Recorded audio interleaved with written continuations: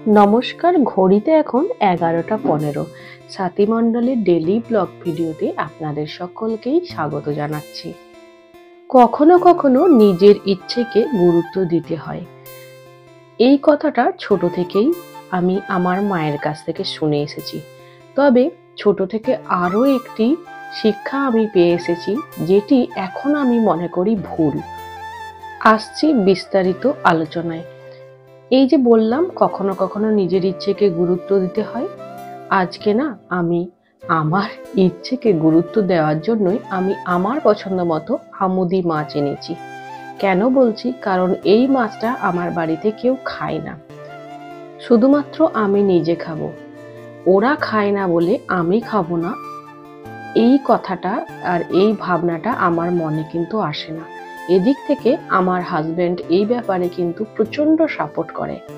ও সবসময় বলে, তোমার যেটা পছন্দ, তোমার যেটা ইচ্ছা, যেটা তোমার মনে হয় সঠিক, সেটাই তুমি আগে করো। তাই এক কথাই বলি, আমি ভালো জীবন সঙ্গী পেয়েছি।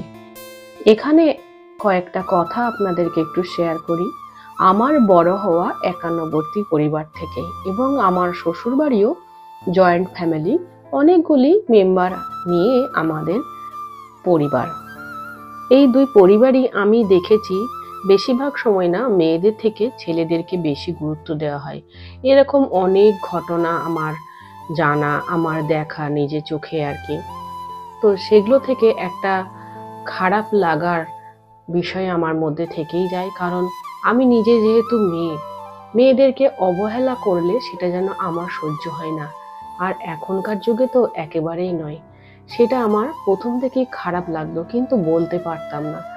আজকে ভাগ্যক্রমে আমি এমন একজন জীবনসঙ্গীকে পেয়েছি, যে সবসময় মেয়েদেরকে আগে বেশি সম্মান করে, মেয়েদেরকে ফুল সাপোর্ট করে। সেই রকম জীবনসঙ্গী পেয়ে আমার সংসার জীবনকে আমি সুন্দরভাবে চালিয়ে যাচ্ছি। বিশেষ করে এখনকার সময়ে কিন্তু এটা খুবই প্রয়োজন। যেখানে মেয়েদেরকে অবহেলা করা হয়, সেখানে কিন্তু সহ্য করে থাকা খুবই দুষ্কর।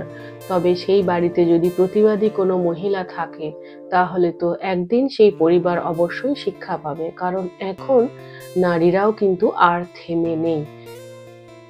হ্যাঁ বন্ধুরা, এগুলি সবই আমার মনের কথা। আর সত্যিই আমার হাজবেন্ড এদিকে আমাকে পুরো সাপোর্ট করে বলেই আমি স্বাধীনভাবে আজকে চলাফেরা করতে পারি।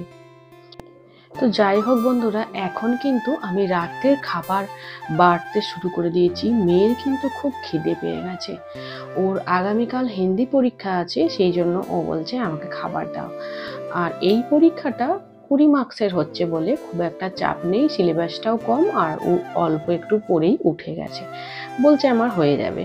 সেই জন্য ও খিদে পেয়েছে বলে টেবিলে এসে বসেও পড়েছে। আর ওদিকে আমি ভাতটা গরম দিলাম, তবে ভাতটার পরিমাণ আজকে একটু কম আছে।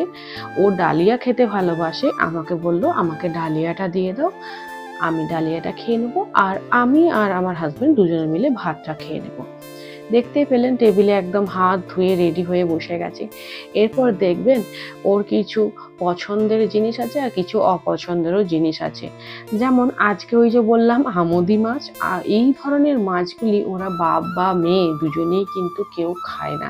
ওরা মিষ্টি জলের মাছ খেয়েই অভ্যস্ত। আমিও একসময় মিষ্টি জলের মাছ খেয়েই বড় হয়েছি, কিন্তু এখন যেহেতু কলকাতায় আছি, এখানে তো সব রকমের মাছ পাওয়া যায়, তাই আমি মাঝে মধ্যেই না সব ধরনের মাছগুলোকে একটু ট্রাই করি, আর খেতেও ভালো লাগে আমার। তো যাই হোক, ওকে আমি এই বাটা মাছের ঝাল দেওয়াটা করেছিলাম, ওটা দিতে গেলাম। ওটা খাবে নাকি জানি না, আর এই বাটা মাছে ছোট ছোট কাটা হয় বলে ওটা ও খেতে চায় না। ওকে এই বাঁধাকপি আর ডালিয়াটা দিলেই মনে হয় খেয়ে নেবে। আর যেটা অপছন্দ করে সেটা আমি খুব জোর করে খাওয়াই না। আর এই বাটা মাছটার কাঁটা যদি বাছতে হয় অনেকটা সময় লাগবে। আর তাছাড়া ও যদি বলতো হ্যাঁ আমি খেয়ে নেবো, তাহলে হয়তো আমি কাঁটাগুলো বেছেই দিতাম। আর আমিও না ওই বাটা মাছটা খাবো না, ওটা অহনার বাবাই যটা পারে খাবে, আমি ওই আমুদি মাছ দিয়েই খাবো। আজকে দিনের দিকে রান্না কিন্তু অনেকগুলোই হয়ে গেছে। যেমন আপনারা দেখতে পাচ্ছেন এখানে বাঁধাকপি আছে, বাটা মাছের সর্ষে দিয়ে একটু ঝাল দেওয়ার মতো করেছিলাম, আমুদি মাছটাকে পেঁয়াজ কলি, শিম আর আলু আর পটল দিয়ে একটা ভাজা ভাজা চচ্চড়ির মতো করেছিলাম। মুসুরির ডাল আছে। আর দিনের বেলায় আরো একটা ছিল, যেটা রাত্রে এখন নেই। দিনে ছিল উচ্ছে আলু সেদ্ধ করে ওর বাবাকে মেখে দিয়েছিলাম, আমিও অল্প একটু নিয়েছিলাম, কিন্তু সেটা দিনের জন্যই ছিল। এদিকে মেয়েকে আমি ডালিয়াটা দিয়ে দিলাম, ওর ভাত খাবে না, ডালিয়া পেলেই ও খুব খুশি, আর ডালিয়া আর বাঁধাকপি দিয়ে ও খেয়ে নেবে। এই দেখুন গামলাটা নড়ছে বলে ওকে একটু ধরতে বললাম, ধরে নিল। তবে আর একবার আমি জিজ্ঞাসা করব ওই আমুদি মাছটা খাই কিনা। ওই জিজ্ঞাসা করতে গেলে মুখ চোখের এমন ভাব করবে না, তখন আর জোর করি না। বন্ধুরা, আজকের ভিডিওটা কিন্তু আমি এখানেই রাখবো। মেয়েকে খাবার দিলাম, আর নিজেদের খাবারগুলো একটু গুছিয়ে রাখবো। ওর বাবা একটু বাইরে আছে, আসলে পরে আমরা রাতের খাবার খেয়ে নেবো। আর আপনারাও চলে আসুন, একসঙ্গে সবাই মিলে ভাগ করে খাবার খাবো। তাহলে বন্ধুরা, আজকের ব্লগ এখানেই ছাড়ছি। আপনারা সকলে কিন্তু ভালো থাকবেন, সুস্থ থাকবেন, সাবধানে থাকবেন। আগামীকাল অবশ্যই আবার একটা ভিডিও আসবে। মাঝে মধ্যে ভিডিও আমার গ্যাপ পড়ে যাচ্ছে, কারণ ওই যে বললাম একই জিনিস, মানে ব্যস্ততা এক একদিন খুব বেড়ে যায়। যেদিনে সময় করে উঠতে একেবারেই পারি না, সেদিন আর ভিডিও দিতে পারি না। আর একটু ফ্রি থাকলে সেদিনে অবশ্যই ভিডিও আসছে। জানি এভাবে ইউটিউবে কাজ করা যায় না, কিন্তু করছি, ভালো লাগার জিনিস তৈরি হয়ে গেছে, যা হয় হবে। মাঝে মধ্যে যখনই সময় পাই ভিডিও দিই।